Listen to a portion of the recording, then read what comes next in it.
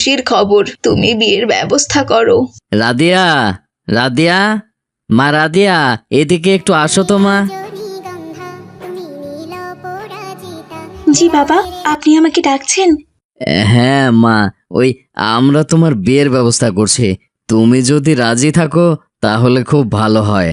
আপনাদের যা ভালো মনে হয় তাই করুন বাবা। নালু ঘটকের মাধ্যমে রাদিয়ার বিয়েটা ভালোভাবেই হয়ে যায়। বিয়ের বেশ কিছুদিন ভালোই কাটছিল। একদিন রাদিয়ার শাশুড়ি রেহানা বেগম রাদিয়াকে ডেকে বলল, দেখো রাদিয়া, আমরা তো তোমার বাবার কাছে কোনো যৌতুক দাবি করিনি। জামাই হিসেবে তোমার বাবার তো উচিত একটা মোটর সাইকেল দেওয়া। তাছাড়া আমার ছেলে প্রতিদিন হেঁটে হেঁটে অফিস যায়, তুমি তো দেখোই। কিন্তু মা, মোটর সাইকেল কেনার মতো সামর্থ্য তো আমাদের নেই। বললেই হলো, আমার ছেলের যোগ্যতা হিসেবে তোমার বাবার তো উচিত একটা মোটর সাইকেল দেওয়া। দেখো তোমার বাবা কারো কাছ থেকে টাকা ধার পায় কিনা, তাই দিয়ে কিনে দিতে বলো।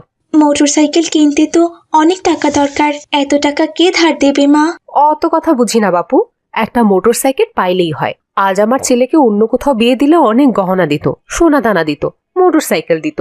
ভাবলাম মধ্যবিত্ত পরিবারে বিয়ে দিলে আদর সম্মান একটু বেশি বেশি পাবে, না চাইতে অনেক কিছু দেবে, কিন্তু কোথায় কি। এসব কথা শুনে রাদিয়া কান্না করে ফেলে। কাঁদতে কাঁদতে রাদিয়া তার বাবার কাছে ফোন দিয়ে বলে, আসসালামু আলাইকুম বাবা, কেমন আছেন? ভাইয়ের শরীর ভালো আছে তো বাবা? বলো না। ওয়ালাইকুম আসসালাম, আলহামদুলিল্লাহ ভালো আছি মা। তোমার মাও ভালো আছে। কিন্তু মা, তোমার কথা শুনে মনে হচ্ছে তুমি কাঁদছো। কি হয়েছে মা? আমাকে সব খুলে বলো তো। বাবা, আমার শাশুড়ি একটা মোটর সাইকেল চায় আপনার জামাইয়ের জন্য। তার জন্য তিনি আমাকে অনেক কথাও শুনিয়েছে। আমি এখানে আর থাকতে চাই না বাবা, আমাকে আপনি নিয়ে যান। এইসব কি বলছো মা? তাদের তো কোনো দাবি দাওয়া ছিল না। আমার যতটুকু সাধ্য ছিল তা দিয়ে দিয়েছি। আচ্ছা ঠিক আছে, তুমি কোনো চিন্তা করো না, আমি দেখি কোনো ব্যবস্থা করতে পারি কিনা। এভাবে কয়েকদিন কেটে যায়। রাদিয়ার উপর দিন দিন অত্যাচার বেড়েই চলে। তার শাশুড়ির সাথে তার স্বামীও খারাপ আচরণ করা শুরু করে। শুধু তাই নয়, রীতিমতো তার গায়ে হাতও তোলে। একদিন অফিস থেকে ফিরে এসে রাদিয়ার স্বামী রায়হান রাদিয়াকে কর্কশ কণ্ঠে ডাকে, রাদিয়া, রাদিয়া, কোথায় তুই? এই ছোট লোকের বাচ্চা, আমার চিৎকার কি তোর কানে যাচ্ছে না নাকি? জি, আপনি আমায় ডাকছেন? ডাকছেন মানে? নবাবজাদির কেবল হুঁশ হলো। আসলে আমি কাজ করছিলাম, তাই আসতে একটু দেরি হয়ে গেল। রায়হান ঠাস করে রাদিয়ার মুখে একটা চড় বসিয়ে দেয়। আমার মুখে মুখে কথা বলিস? তোর এত সাহস কি করে হয়? আরামজাদি, তোকে যে বলেছিলাম তোর বাবার কাছে মোটর সাইকেল চাইতে, তার কি হলো? বলেছিলাম তো, বাবার টাকা জোগাড় করতে একটু দেরি হবে। ততদিন আমি কি হেঁটে হেঁটে অফিসে যাব? তোর বাপকে বলবি যত তাড়াতাড়ি সম্ভব মোটর সাইকেলটা যেন ভালোই ভালোই দেয়, নইলে তোর ওই বাড়িতে ভাত খাওয়া হবে না, এই বলে দিলাম। দয়া করে আপনি এভাবে বলবেন না, আমি আমি সব ব্যবস্থা করে দেব। এদিকে রাদিয়ার বাবা রাদিয়ার যৌতুক দেওয়ার জন্য তার শেষ সম্বল বাড়ি ভিটাটুকুও বিক্রি করার জন্য গ্রামের সাইদ তালুকদারের কাছে যাচ্ছিলেন। যাওয়ার পথে তার প্রতিবেশী আব্দুর রহমানের সঙ্গে তার দেখা হয়ে যায়। আসসালামু আলাইকুম রহিম ভাই, এত চিন্তিত মুখে কোথায় যাচ্ছেন? ওয়ালাইকুম আসসালাম, যাচ্ছিলাম একটু সাইদ তালুকদারের কাছে আমার বাড়ি ভেটাটুকু বিক্রির জন্য। কি বলছেন রহিম ভাই, বাড়ি বিক্রি করবেন? কেন, কোনো সমস্যা নাকি? হ্যাঁ ভাই, মেয়ে জামাইকে একটা মোটর সাইকেল দিতে হবে, নইলে সে মেয়েকে ডিভোর্স দেবে, তাই বাধ্য হচ্ছে বাড়িটা বিক্রি করতে।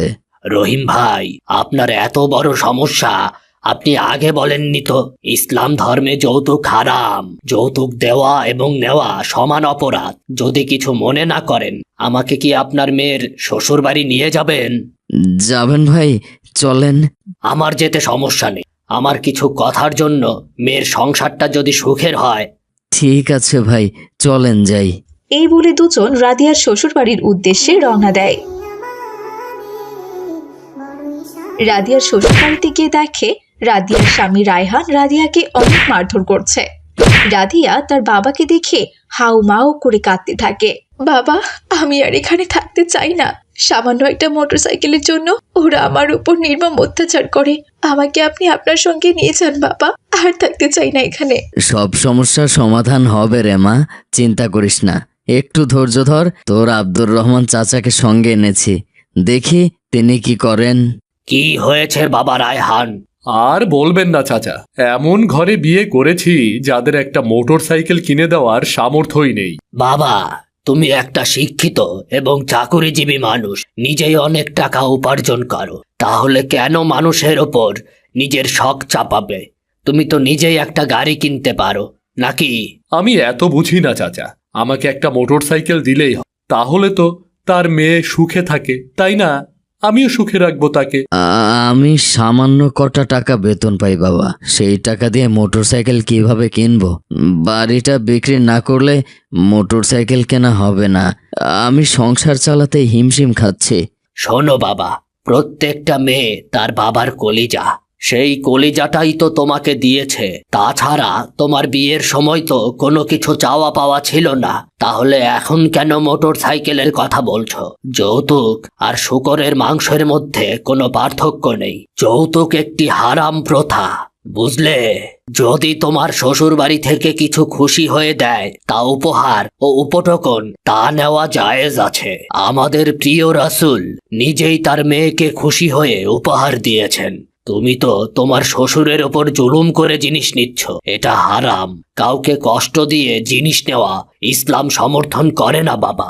আর কাউকে কষ্ট দিয়ে জিনিস নিলে তার ফলও ভালো হয় না, উপকারের চেয়ে ক্ষতি বেশি হয়। ইসলাম যৌতুককে হারাম করে দিয়েছে। তুমি এই সামান্য একটা মোটর সাইকেলের জন্য রাদিয়ার ওপর অত্যাচার করছো, এটা কিন্তু ঠিক না, কোনোভাবেই ঠিক না।